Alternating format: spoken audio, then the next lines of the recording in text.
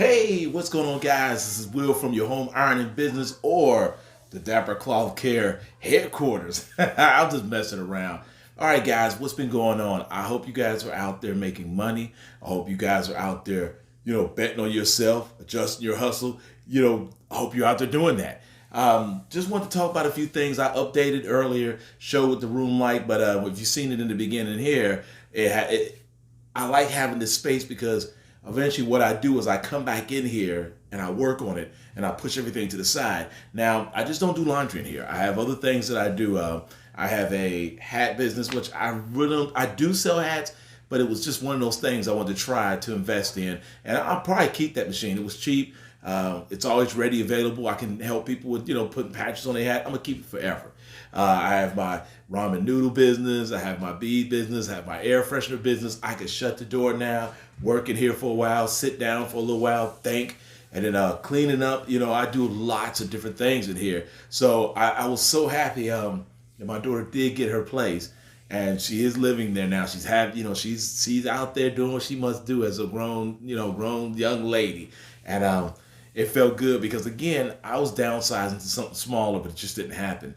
Now, my apartment is pretty affordable, so that's why I stayed where I'm at for now. So I hope you like the updates. Like I said, if you ever have any questions or comments, I had one lady, she hit me a bunch of times, and I didn't mind not one time, replying back to her or to a couple, other, it was a guy who hit back to me. I just kept replying back. Some was early in the morning, late, but that's on, your YouTube. So I don't mind. I love questions and I love kind of giving my input on exactly what I do, to survive in this business. Cause now it's just different. I think after the vaccinations, I think you're going to see a new landscape, but everything will pan in a different way. Cause there's a lot of businesses that are not going to open back up.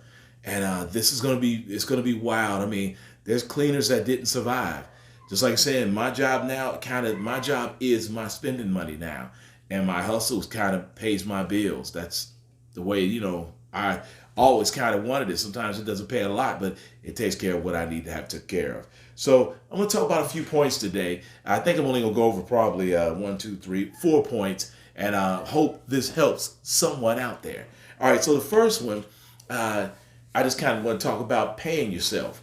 I had a young lady ask me, she said, well, how do you pay yourself and this, that, and the other? You need to have yourself a budget. You need to understand what you can pay yourself, and you need to understand what you got to put into your business. One thing I like to do, there's a book, me and my son was talking about it. I talk to people all the time. It is The Richest Man in Babylon. Don't care what nobody says. I'm not getting into the biblical religion thing. It's weird because this is modern day Babylonia that talks about the haves and the have-nots, and it's teaching people how to save little money. So the one thing I do, it's a rule of thumb all the time, is I give myself a tenth of whatever it is. And a tenth of $20 is not a lot, but if you do that for a full year, it is something. Because paying myself within my business is not always about, I got to have the money. I pay myself just a little because somewhere in time I'll probably need something. Somewhere in time I want something. That's one of my bigger things about paying myself is I really don't want anything. I'm almost 50, so I don't just about had everything I wanted. There are things I do want, but for right now, it's nothing I want. So give yourself a tenth when you pay yourself. If it's $5, give yourself a tenth of that. Put it somewhere else. And if you do it over time, you'll know it's built up. You don't have to have a lot of money to build up. Just build it up. I mean, I started again. I showed my wife. I had like $2. I did like a tenth or whatever. Because after so long, you spend it, you put it away, you do what you must. I empty my little satchel of money and then I start over. So I had like one order. I think I got like $2 out of it. So a tenth of whatever that was $2. Next thing you know, I got $80 in there again because I don't use it. So please pay yourself. And make sure you have your, some type of budget that'll help you understand that. If you don't understand that, there are plenty of YouTube videos out here of people explaining, when you have a small business, what you should do and how. And just because you're not at the bank or whatnot, or wherever not, you can treat yourself. You are the bank. You become your own banker. It's just almost like your monopoly. You got a problem over there? Yeah, it's almost like, that's my wife. It's almost like Monopoly. You just become your own bank. All right, the next one, investing. Investing in your business is probably your key point. Invest always. Now, my rule of thumb again in investing is everything I buy, and majority of stuff I buy has a twofold use, and that's how I do it. If I look at it and I know I can get two uses out of it, then I know that's what I'm gonna get it for. Now, let me explain what the twofold use is. I have these carpet scrubbers and a carpet machine, and I use it as a side business. But I also can clean my carpets at home as well. So that's a twofold thing. I can use it and I make money with it. And once I did 2 apartments, they paid for themselves. This is now equipment in my little assets that I own. And I love it. It's like people don't look at that the same way. They just kind of look at it like, that they just have it. Like my cars are my equipment and my assets. And I treat them as such. That's with everything. Another one, my beads are twofold. I sell beads. I give beads to people that I love. You know, some people who are sick, I've given beads to. I've given them out to, the homeless. Like, hey man, here's some beads. Some of them take them. Actually, all of them took them. I've never not had somebody say, I don't want the damn beads. They'll be like, thanks, man.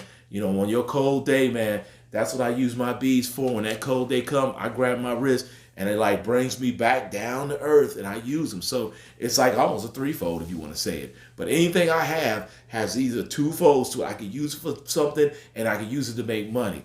That's what I love about it. My hat machine, I may not have made money with it, but I've made myself, hats for the summertime, like something like that. When I had a Honda patch, I put on this old hat. I'll probably throw that hat out sooner or later, but I did it. I got a jacket I used that for as well, and I put patches on my jacket.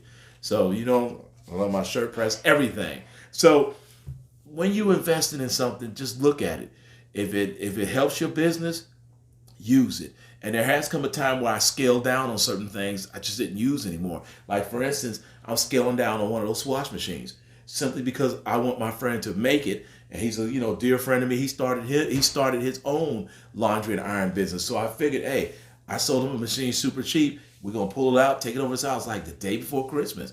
Clean it, wipe it up, clean it up for him, and get him hooked up. So now I'll be down to 3 machines. Now I love them, but I'll probably first of the year buy another one because right now I haven't thought about a brick and mortar place yet. But for now, 3 machines will do just fine. Because when you got sweaters and cute little blouses for women to do, those things are gold.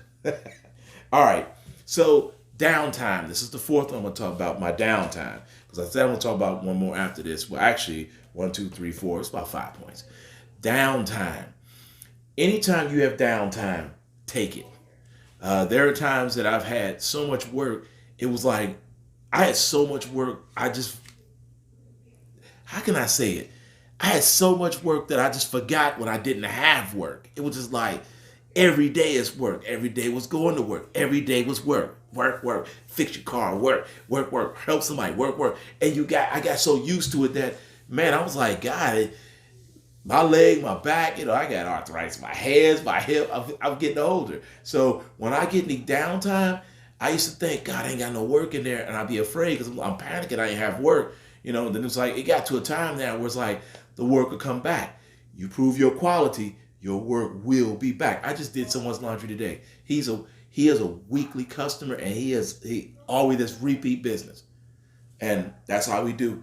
I was supposed to pick another order up today. They didn't call me back. They'll probably call me in another day or so. So when I have that downtime, I focus on cleaning and fixing and organizing and sitting down paperwork. Because next year the rubber's really gonna hit the pavement. Because I'm gonna push it hard for 5 years, and I may not get to 5 years. I may get to 5 years, but I'm gonna push it hard to a point where it's gonna become a monster on its own. And I know I can do it now that I have space and I have a few other things in place. So there's a couple companies I'm trying to get my hands on because let me tell you something. Regardless of how this landscape is, there's going to be opportunity for you, and make sure you see it. When you see opportunity, you go grab that. Don't look at it and be like, man, that could be this. If you could do it, do it. I'm not playing with you. I'm not giving you no advice that I haven't done for myself. Go out there and get it. Just go get it. Be like, who next? Who finna get it?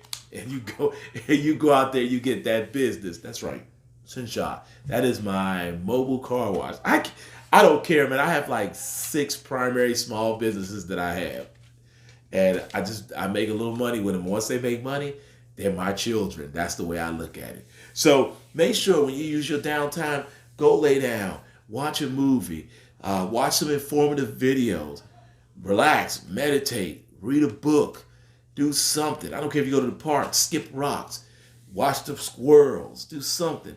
When you got downtime, use it, because there'll come a time when you don't have no downtime. Because owning your own business, you don't ever know when you're not going to do nothing and when you are going to do something. And I want to stress this. Just because you own a business does not mean it gets easier. There are times, man, it's just like, since I've had children and been married, sometimes it gets hard, but then it's like, I just think back about having kids, and it's like, kids was hard, but then it wasn't. But it was never there's not a blueprint book you could open up like, okay, so today Johnny threw up and he fell out. There's no book for that. So there's really no book in life. So you just have to do your best. All right. So last thing, I hope this helps someone. Trust in your gut and trust in yourself. Don't play this game where you could have, would have, should have. I love the saying, I said it in another video. The man said, if you try to shoot for the target, you just might hit it. But if you never shoot at it, you ain't ever going to get it. So go out there, try things, trial and error. If you're good at something, do it. This is the one thing as I got older, I thought about school as why I hated school later. Because school doesn't focus on what you're good at. College really doesn't focus on what you're good at. That's where you're supposed to hook up with people and you network. But once you find out that little niche that you're really good at, don't play around with it. You take it and you choke the stuffing out of it. And you keep going with it until then. I told you, I have a very long list of talents, qualities, and things I can do. But one of my favorite things is ironing a shirt. I have no idea why that is.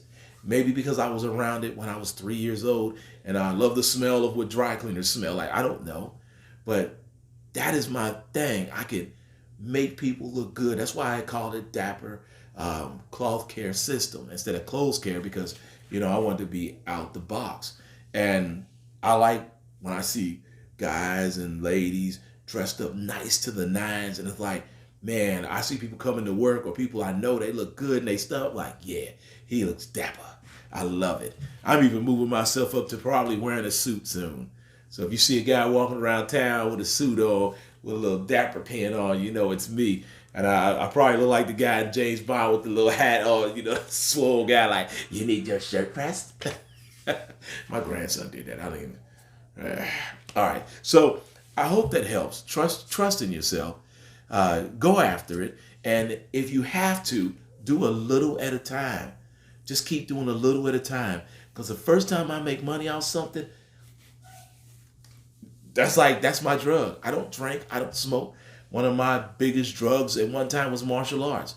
But my body now says that martial arts is not your drug anymore. Get yourself riled up hitting bags and grappling. People used to say, man, your sweat is tough. Because that's something that my real father told me once. And my real father, I could just kind of brace into a story. My real father's never really taught me anything. He's taught me a couple things. And one of them, he says, never let them see you sweat. I know that's just a saying, but I sweat heavy. So everybody's seen me sweat. So, I kind of go by my stepfathers. You work to the sweat of your brow. What was that? My grandson throwing stuff. He says you work by the sweat of your brow, and you keep going. That's what you do. So I am happy to be here with you guys, and I hope these videos help someone. If you have any questions or comments, please hit me up. There are some great videos on home ironing businesses. And one thing that I am fascinated about is I look at other countries and I see the women doing the business and other people doing it. I had seen a little lawyer that I watch his videos, how he talks about how much it cost and what he did. And there's a lady, like I said, who inspired me to really go at it. And get inspired and go for it. So This is Will at Dapper Cloth Care headquarters. Adjust your hustle and bet on you. Why is he in here? Get out of here. All right, guys, I got to go. See you guys later.